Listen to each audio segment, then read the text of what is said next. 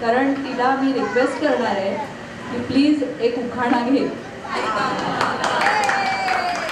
पत्री नाही आली आणि गेली विकासची आहे मी एकमेव चिकनी चमेली.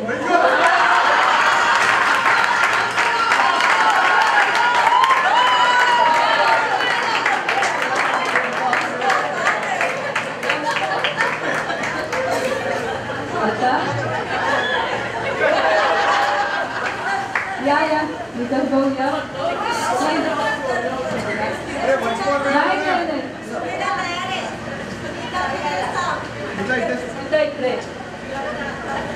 तू त्यांचा स्फूर्ती सांगण्यास ते गडबड दिली नाही ते.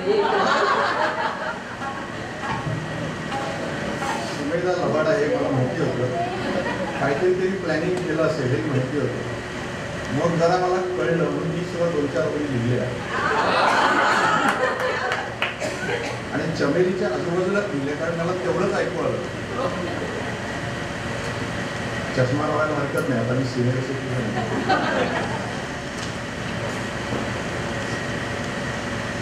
त्यातल्या पहिल्या 2 ओळी मी म्हणणार आहे. दुसरी ओळ मी म्हणजे मी 4थी ओळ मी नॅचरली म्हणणार आहे. हा एक मला बद्दल देतोय मला मिळायला. 4थी ओळ तुम्ही सगळ्यांनी म्हणायचे तर म्हणजे 4-5 उखाणे आहेत मस्त.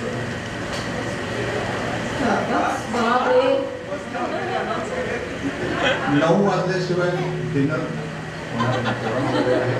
आणखी 5-10 मिनिटं लोकाग्रास थोडीशी पेटी वाजवणार आहे. तेव्हा आजच्या दिवस सहन करा. 32 वर्षापूर्वी स्मिताशी झाले 2चे 4.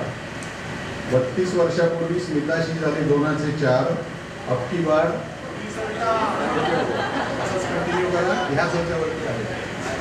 स्मिता हीच माझी चमेली. स्मिता हीच माझी चमेली बाकी सर्व बेकार. अबकी बार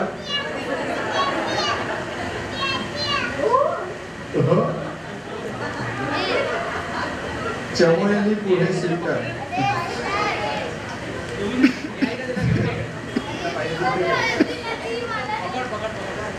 चमेली पुढे स्वीकारली ही सबसे हार.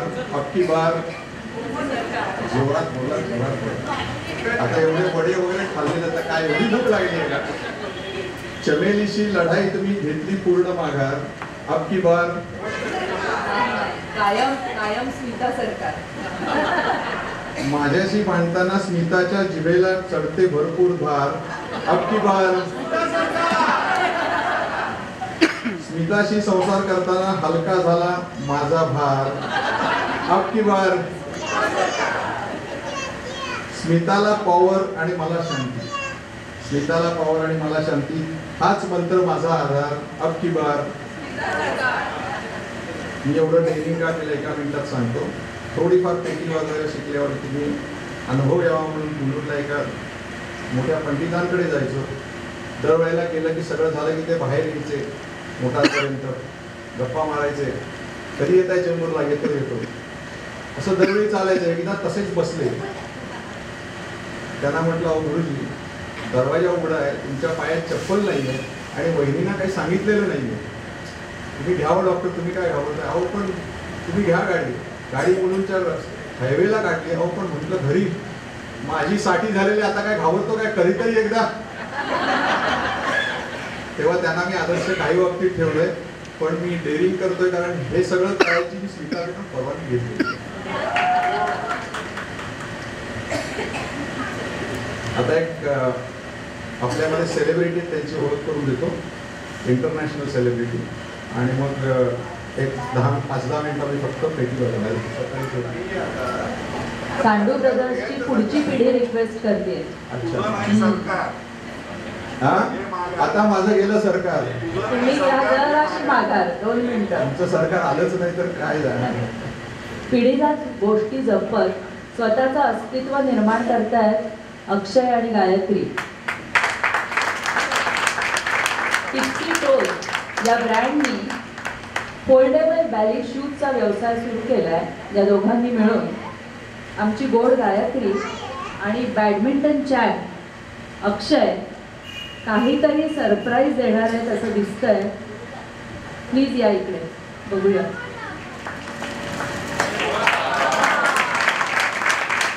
इकडे बघा तिघांनी.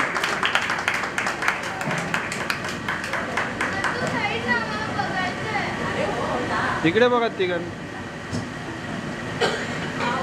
बऱ्याच एक्सप्लेन करतो. बऱ्याच लोकांचे माझ्याबद्दल गैरसमज आहेत. मी जेव्हा इन्व्हिटेशनमध्ये लिहिलं होतं तेव्हा मला बऱ्याच जणांनी सांगितलं काहीतरी तुमची चूक आहे, 61 नसेल 51 असेल. त्यांचे मी धन्यवाद त्यांना. काहींनी 40 सुद्धा सांगितलं, त्यांचे मनापासून धन्यवाद. काँग्रेसचे होते. काहींनी माझं बर्थ सर्टिफिकेट सुद्धा मागितलं, त्याबद्दल त्यांचेही धन्यवाद.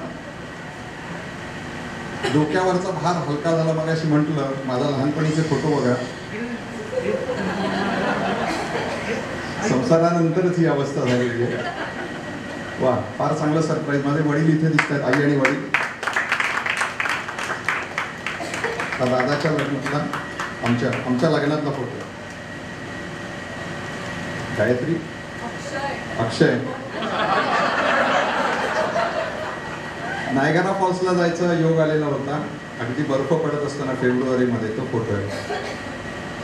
आणि कुठलं फोटो काढले काय कळत नाही. आणि लेटेस्ट हल्ली मी आंब्यासाठी केमिकल्सची देतो, तो लेटेस्ट फोटो आंबा खाताना. तुम्हाला जळवायची इच्छा नाही आहे, पण लेटेस्ट काहीतरी दाखव. आता देवगडच्या बागेत आंब्याचा रस मस्त आस्वाद घेताना.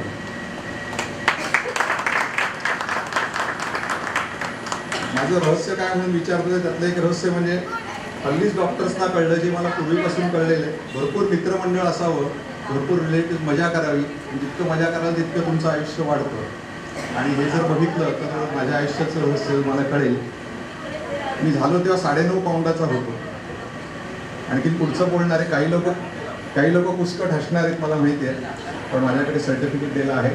मी 9.5 पाऊंडाचा होतो. पुढच्या 2 गोष्टीसाठी हसू नका, बाजूचे हसायचं लक्ष देऊ नका. मी 9.5 पाऊंडाचा होतो, गोरा होतो आणि मला भरपूर जावळ होतं. नाही, आता दुपारी मुद्दाम माझ्या ताईकडे चेक केलं. माझ्या दोन्ही बहिणी इथे आहेत. त्या दोघींनी सांगितलं तू गोराच होतास. आता गोरा हे रिलेटिव्ह टर्म आहे. आमच्या वहिनी आमच्या सांडूंसाठी गोरे आहेत, पण पेठ्यांकडे वहिनींना कोणी गोरं म्हणत नाही. धामणकर सुद्धा आमच्याकडे आले होते तेव्हा त्यांनी एकंदर बघितलं, म्हणजे स्मिता आमची गोरीच आहे. एनिवे, चालायचं. बरं, मी तुम्हाला सेलिब्रिटीची ओळख करून देणार होतो.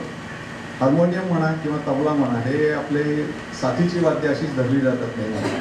त्यामुळे आपल्याला फक्त कोण गायक एवढंच माहिती असतं. हार्मोनियम म्हणजे काय, कोणी वाजवतं, पेटी. प्रत्येक ह्याच्यात फरक आहे.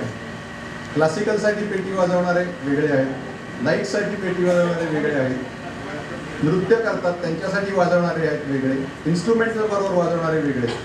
आणि माझ्या माहिती संपूर्ण भारतात एकमेव व्यक्ती आहे जी मी भाग्यवान आहे की माझे गुरु इथे आलेले आहेत. अजून 1-2 मिनटं त्यांच्याबद्दल सांगतो फक्त. तुम्ही अगदी वरपासून जर बघायला लागलात की क्लासिकल म्युझिकमध्ये शास्त्रीय संगीतात ज्यांना हिमालय म्हटलेलं आहे, आमिर खान साहेब, हिराबाई बडोदेकर, कुमार गंधर्व, भीमसेन जोशी, परवीन सुलताना, किशोरी आमोणकर, तिथपासून आत्ताचे अजय कोहनकर तिथपर्यंत या. संगीतात सी रामचंद्र घ्या, नौशाद घ्या, तिथपासून उत्तम सिंग त्यांच्यापर्यंत घ्या. इन्स्ट्रुमेंटलमध्ये शिवजी आहेत, हरिजी आहेत. नंतर नृत्य हो जुगलबंदी आहे सरांची, विजय राघवराव आहेत. नृत्यामध्ये सुद्धा सगळ्यांना साथ, गोपीकृष्ण म्हणजे सगळ्या टॉपच्या वेगवेगळ्या यांना साथ देणारं माझ्या माहितीत तरी एकच असं आहे, सूरमणी पंडित अनंत टेमकर.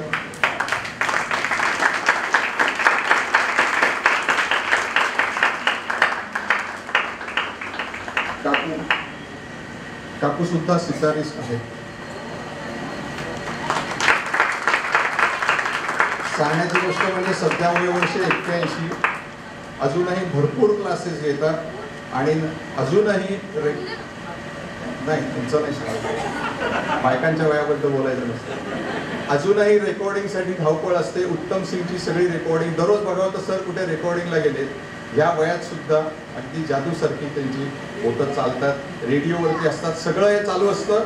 मी एवढंच सांगतोय, त्यांनी माझे भरपूर अपराध आधीचे पोटात घातले. पुढची 5 मिनिटं त्यांनी माफ करावी मला. ओके, एक 5च मिनिटं 9ला बरोबर आपल्याला जेवायला मोकळीच करतो.